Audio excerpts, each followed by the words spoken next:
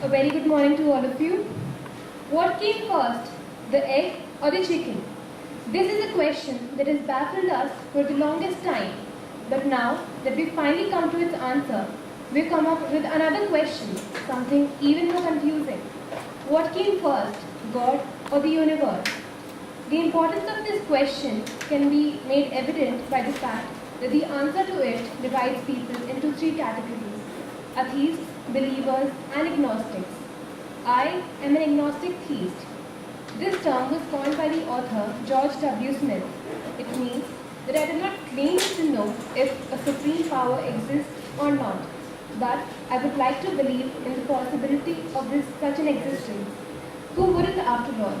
We all like to think that it's part of a plan, that there was a purpose for which we were created by someone, and there's a destination which we have to go to. But consider this. You find pieces of a jigsaw puzzle lying on the floor. Some of them seem to fit together, and so you decide to complete the puzzle. What happens after the puzzle is done? Does it give you satisfaction? If yes, how long does the satisfaction last for? Does this even make sense to you? Most importantly, if you already knew what the picture looked like, would you even bother solving the puzzle? Probably not. Sadly, this leads me to think that we do not have a purpose at all, and even if we do, we're not meant to find it. How ironical it would be if the day we find our purpose, our lives lose its meaning. Coming back to God, Peter Kreeft says that any demand for evidence of God's existence testable in a laboratory would in fact be like asking God, the supreme being, to be man's servant. But evidence is not what I ask for. I ask merely for the knowledge to establish truth of God's existence. If there is no God, then why does every existential question come down to Him? And if there is one, and He is so powerful, then why does He allow me to question His existence? A lot of you must have read The Alchemist.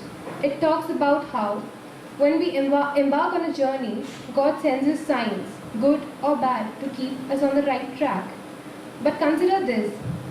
What my next decision is going to be is solely going to be based on how I interpret these signs. Walking down the path, I see a red flag.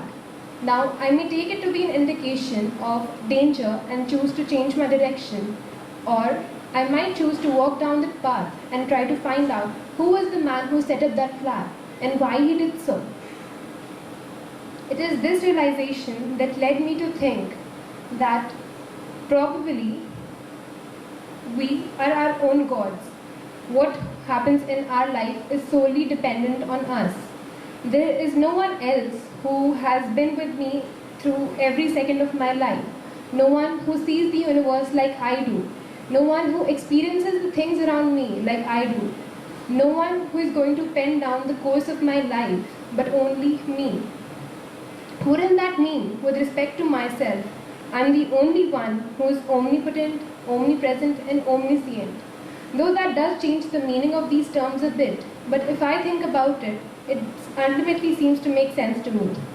In some ways, it is similar to the idea of God prevalent in Hinduism, which says that God makes His presence felt through the consciousness inside every living creature. But it is different in the fact that it doesn't agree with there being just one supreme power. I believe that there are just as many supreme powers as there are living creatures in this universe. Of course, this is my personal opinion. It doesn't prove anything. It doesn't tell me how the universe works. It doesn't tell me what governs the interaction between two entities or how life was created. But it does tell me how it is sustained. It tells me that whatever happens in my life alone, is a consequence of my actions. I would not completely believe in it till I have a proof for it. In fact, it sounds so improbable that its improbability is very high, and I could probably feed it to the infinite improbability drive and take a trip around the space to look for answers. This is actually a reference from one of my favorite books, Hitchhiker's Guide to the Galaxy. You could read it if you like. But at least till then, it does give me hope. It gives me something to believe in. And believing in something is better than going about life cluelessly.